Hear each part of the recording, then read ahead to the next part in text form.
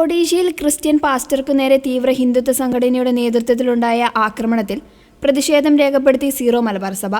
സംഭവത്തിൽ വിമർശനമുന്നയിച്ച് സീറോ മലബാർ സഭ ഫേസ്ബുക്കിൽ പങ്കുവച്ച പോസ്റ്റിന്റെ പ്രസക്ത ഭാഗങ്ങൾ ഇങ്ങനെ: ഭാരതീയ ജനാധിപത്യത്തിനും മതനിരപേക്ഷതയ്ക്കും തീരാ കളങ്കമാക്കിക്കൊണ്ട് ക്രിസ്ത്യൻ മതവിശ്വാസങ്ങൾക്കും സ്ഥാപനങ്ങൾക്കും നേരെ രാജ്യത്തിന്റെ വിവിധ ഭാഗങ്ങളിൽ വർദ്ധിച്ചുവരുന്ന ആക്രമണങ്ങളിൽ ശക്തമായ പ്രതിഷേധം രേഖപ്പെടുത്തുന്നു.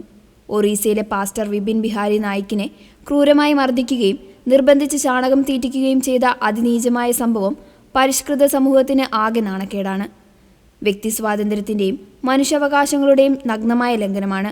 ഇതിനു പിന്നാലെ ക്ലറീഷ്യൻ സന്യാസ സമൂഹത്തിൻ്റെ നാഗ്പൂരിലുള്ള വിദ്യാഭ്യാസ സ്ഥാപനത്തിന് നേരെ നടന്ന അതിക്രമവും സ്കൂൾ ചാപ്പലിലെ സെക്രട്ടറിയും തിരുവോസ്തിയും അടക്കം എടുത്തുകൊണ്ടുപോയതും ചാപ്പൽ അശുദ്ധമാക്കിയതും അത്യന്തം ഗൗരവകരമാണ്.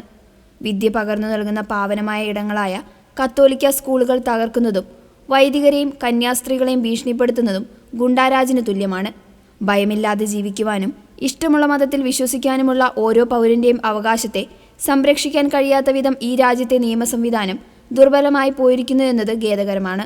ക്രമസംവിധാനവും സ്വാതന്ത്ര്യവും ഉറപ്പുവരുത്തേണ്ട പോലീസ് സംവിധാനങ്ങൾ വർഗീയ ശക്തികളുടെ കൈകളിലെ വെറും ഉപകരണം മാത്രമായി മാറുന്നത് ദൗർഭാഗ്യകരമാണ്. പാസ്റ്ററെ ആക്രമിച്ചവർക്കെതിരെയും സ്കൂളുകൾ തകർത്തവർക്കെതിരെയും ഒത്തുതീർപ്പുകളില്ലാത്ത നിയമ നടപടികൾ സ്വീകരിക്കുക. സ്ഥാപനങ്ങൾക്ക് സുരക്ഷ. മതന്യൂനപക്ഷങ്ങളുടെ കീഴിലുള്ള വിദ്യാലയങ്ങൾക്കും ആരാധനാലയങ്ങൾക്കും മതിയായ പോലീസ് സംരക്ഷണം ഉറപ്പാക്കുക. വർഗീയ വിഷം ചീറ്റുന്ന വ്യക്തികൾക്കും സംഘടനകൾക്കുമെതിരെ ശക്തമായ അന്വേഷണം പ്രഖ്യാപിക്കണമെന്ന് ആവശ്യപ്പെട്ടുകൊണ്ടാണ് സീറോ മലബാർ സഭ കുറിപ്പ് അവസാനിപ്പിക്കുന്നത്.